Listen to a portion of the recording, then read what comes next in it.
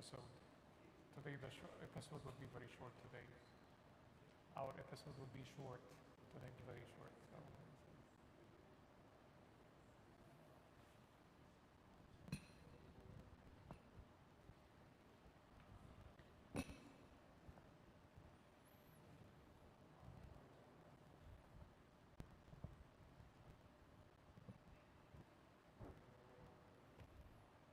I'll give him a minute.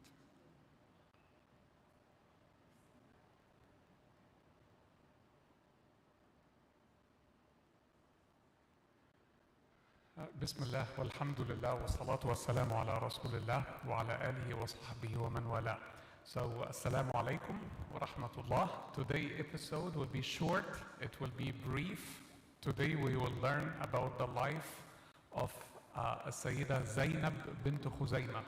So we have started our episodes, I don't know how many weeks back, but today's episode will be brief. I was debating, should we study the life of Sayyida Zainab bint Khuzayma alone, or should we add somebody else to her?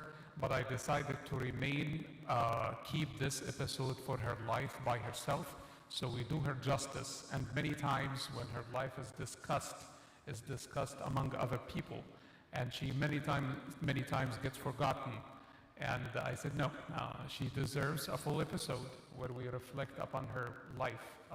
Her life was short in duration, but it was very deep in its influence. So Sayyida Zainab bint Khuzayma, she was married, her name is Zainab bint Khuzayma ibn al-Harith. Her mother's name is Hind bint Auf. She was born 13 years before the revelation came to the Prophet ﷺ. So she was born 13 years before the revelation. She was born in Mecca, and she was not from Quraysh. The Quraysh is the tribe to which the Prophet ﷺ has belonged, and she is from Bani Hilal. So it's another Arabic tribe. They come, all of them, from the same origin, because all of them go back to the great-great-great-grandfather Mudar.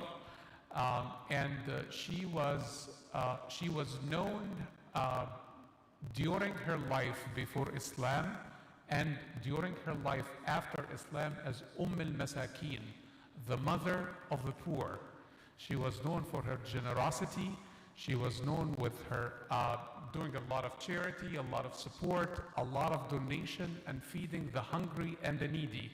She was giving her money and her wealth and even the food that she had in her house to the people who needed. And she also was known, after she has migrated to Medina, for feeding Ahlul Sufa. Who are Ahlul Sufa? If you read that term in the Arabic language, it refers to the people who have accepted Islam and they have come to the city of Medina, and they didn't have a place to live or a place to have sustenance. So they used to go to the mosque, and this essentially became the place where they live and start their new life. And in the early days of their settling in Medina, they didn't have a place to stay in. So they used to stay in al-Masjid, the prophetic mosque, and she used to provide them with help and support. So she was married to a man by the name of At-Tufayl ibn al-Harith, and their marriage lasted for a short period of time. Then they got a divorce. In one another historic event says he died. There is a difference in opinion. I don't know which one is definitive. But essentially, she was married to a man by Tufayl ibn al-Harith, and then after their divorce, she remarried again to his brother. His name is Ubayd ibn al-Harith. And she lived with Ubayd ibn al-Harith. Then Ubayd ibn al-Harith died in Badr. After Ubayd ibn al-Harith died in Badr, she remarried again to a Sahabi, or a companion of the Prophet ﷺ. His name is Abdullah ibn Jahsh. Abdullah ibn Jahsh passed away in Uhud, and she became a widow. And at that time, she was almost 30 years of age. So she has been married 3 times, and she has been widowed at least twice. And again, if you remember back the circumstances that has affected the life in Arabia at that time is completely different from our modern times. During those times, the people used to get married and get divorced and get married multiple times. This was the social norm at that time. I remember, I think I mentioned before the life of Sayyida Atika bint Zayd. Atika bint Zayd ibn Amr ibn Rufayl, she was married to Abdullah ibn Abi Bakr. Then when he died, she married Zayd ibn al-Khattab, the older brother to Sayyidina Umar ibn al-Khattab. Then when he died, she married Sayyidina Umar ibn al-Khattab himself. And when he died, she married Zubayr ibn al-Awwam. Guess what? He married himself. He died as well. And then she married Al-Husayn ibn Ali radiallahu anhu. So it was very common in that time, socially, that the idea of marriage and remarriage happens more often. So Sayyida Zainab bint Khuzaymah, she was a widow at the age of 30, and she was in a very tough spot. And again, reflecting back upon why the Prophet sallallahu alaihi wasallam has married Sayyida Zainab bint Khuzaymah, or it becomes very controversial in this day and time on how many times the Prophet got married, how many wives did he have, what the circumstances surrounded this, and pushing the myth that this hashallah at some point had anything that was sensual or out of desire. Because the Prophet sallallahu alaihi wasallam, when he was 25, at the top of his youth, he married one woman, and he stayed married to that woman, Sayyidah Khadija, most of his life until the age of 50. So during his top of his youth, the top of his manliness, he essentially married one woman. And then the other marriages that have happened after, it was support to women who have been in distress. Most of his women after were either widowed or divorcees. So if he was doing this out of desire to marry a woman, he would have married much younger himself, or married women who were much younger in their age. But this is not accurate. His wife, Sayyida Zainab bint Khuzaymah, was widowed.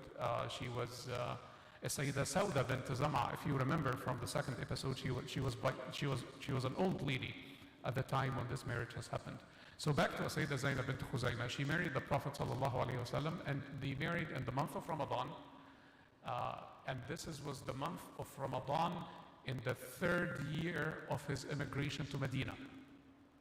So the Prophet ﷺ received revelation at the age of 40 years of age. And then he lived in Mecca for 13 years straight. When he was 53, he migrated to Medina, and he lived in Medina for the last 10 years of his life. So he lived in Medina between the age of 53 until the age of 63 when he's died. So again, a lifetime of the Prophet. He was born, married a Sayyidah Khadija when he was 25, received revelation at the age of 40, lived in Mecca for 13 years after revelation until he became 53, and then at the age of 53 he migrated to Medina and lived his life in Medina thereafter until he passed away at the age of 63. So he married the Sayyidah Zainab bint Khuzaymah in the 3rd year of his immigration to Medina. They married in the month of Ramadan, and she lived with him only 8 months, and she passed away. She passed away in the month of Rabi' al-Akhir. So if you know the Islamic calendar starts with a month like what we have right now, in the month of Muharram, and ends of the month of Al-Hijjah. So the Prophet married a Sayyidah Zainab in the month of Ramadan, and she passed away in the month of Rabi' al-Akhir, in the 4th year of immigration. Sayyida Zainab was the first. This is the only wife that the Prophet sallallahu alaihi wasallam performed Salat al-Janaza on. This is the prayer, or the prayer we have when someone dies. So when Sayyida Khadija died, Salat al-Janaza was not enacted. It was not revealed to the Prophet yet. It was not part of the Islamic tradition at that time. It revealed later on. So the wife that the Prophet ﷺ performed the funeral services on was the Sayyidah Zainab bint Khuzayma. She was the only one that he did this because his Sayyidah Aisha and the Sayyidah Hafsa, they died after him. So she died at the age of 30 and she lived only 8 months in the life of the Prophet. Very little is known about her life. Very little she has not narrated anything upon the Prophet sallallahu alaihi wasallam. So Sayyidah Aisha has narrated many times, as Sayyidah Salama, as Sayyidah Hafsa bint Umar ibn Khattab, they have narrated sayings upon the Prophet. They have narrated interactions they had with the Prophet. Sayyidah Zainab bint Khuzayna, everything is silent. The only thing we know about her is how generous she was in her life before Islam and her life after Islam. That's the reason why she has acquired the title Masakin. And when she died in Medina, she was buried in Al-Baqiyah. Al-Baqiyah is a burial site in the city of Medina, and that burial site has many companions of the Prophet were buried in that site. So the biggest lesson we learn from the life of Sayyidah Zainab, how much your life is never measured by how long you live. Your life is measured by the influence you have, even if it was short-lived. Sayyidina Sa'd ibn Mu'adh radiallahu anhu died in his 30s, and the narrations that when he passed away, he spent 6 years in Islam in his life. And when he passed away, اهتز لموته عرش الرحمن. So the throne of God has shaken because of the death of Sayyidina Sa'd ibn Mu'adh, because how benevolent he was, how generous he was, how pious of a man he was. So your life is not ever measured, but if you live till the age of 90 or the age of 80, is how much influence you have made in those years. Sayyidina Umar ibn Khattab radiallahu anhu, the second successor of the Prophet sallallahu alayhi wa sallam, a man came to him from Nahawand and he told him, مات خلق كثير أنت لا تعرفهم يا أمير المؤمنين. There's a lot of people passed away from where I came from. And Sayyidina Umar ibn Khattab replied, وَمَا ضَرُّهُمْ أَنِّي لَا أَعْرِفُهُمْ إِذَا كَانَ اللَّهُ يَعْرِفُهُم. What harm will they have if I don't know them, if Allah knows them, if Allah knows how sincere they were, how religious they were, how pious they were. So in that short life that she had lived, she was very influential. She donated a lot of money, donated the food that she had, supported a lot of people. Sayyidina Nabi sallallahu alayhi wa sallam told Sayyidina Mu'adh ibn Jabal, he told him, أخلص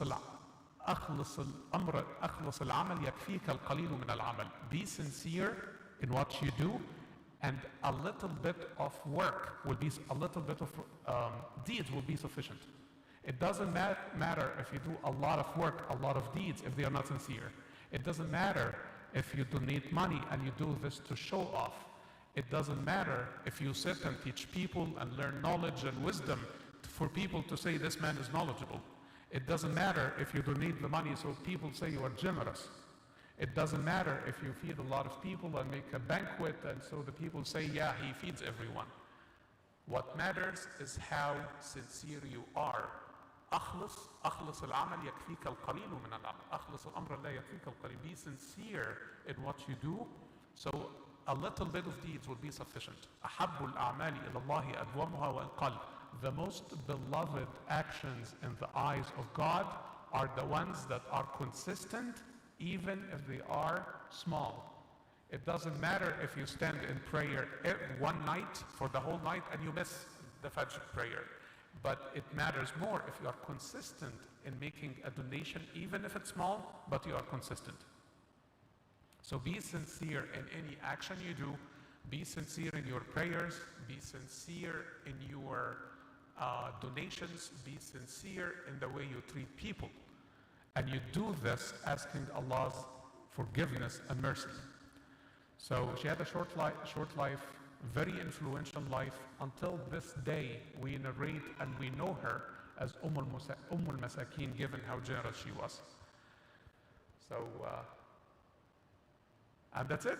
And inshallah, next time we'll start with the life of Sayyida Salama. By the way, Sayyida Zainab bint Khuzaima, she is the half sister of Sayyida Maymuna bint al-Harith, which we will discuss in a future episode as well. So if you want to connect the relationship between Sayyida Maymuna bint al-Harith and the Sayyida Zainab bint Khuzaima, they were half sisters from the same mother, Hind bint Auf. Any question? I'll take questions. Yes, sir. Yes. You got shy. اللهم اغفر لنا ذنوبنا وإسرافنا في أمرنا وكفر عنا سيئاتنا اللهم نسألك الهدى والتقى والعفاف والغنى اللهم حبب إلينا الإيمان وزينه في قلوبنا وكره إلينا الكفر والفسوق والعصيان واجعلنا من الراشدين اللهم إنا نسألك حبك وحب من يحبك وحب كل عمل يقربنا إلى حبك اللهم نسألك الجنة وما قرب إليها من قول وعمل ونعوذ بك من النار وما قرب إليه من قول وعمل اللهم اغفر لنا ولإخواننا الذين سبقونا بالإيمان ولا تجعل في قلوبنا غلا للذين آمنوا اللهم اغفر لنا وارحمنا وعافنا واعف عنا اللهم لا تجعل منا لا تجعل لنا ذنبا إلا غفرته ولا هما إلا فرجته ولا دينا إلا قضيته. May Allah all protect all this community. May Allah protect our children, protect us, protect our wives, protect our children. Allah, please raise our children to be a pious Muslim, that they abide by your guidance and abide by the guidance of the Prophet ﷺ. Make them righteous, make them generous, make them establish the prayer and memorize the book, memorize the Quran, make them follow the prophetic guidance, make them follow the traditions of the righteous people who have come before us. May Allah protect the people of Isaac. Protect the families of Isaac, protect the children of Isaac, the men and women of Isaac. May Allah protect the whole city where we are, and give us leaders who spread justice and equality and generosity among our people. قولوا قولي هذا واستغفر الله لي ولكم.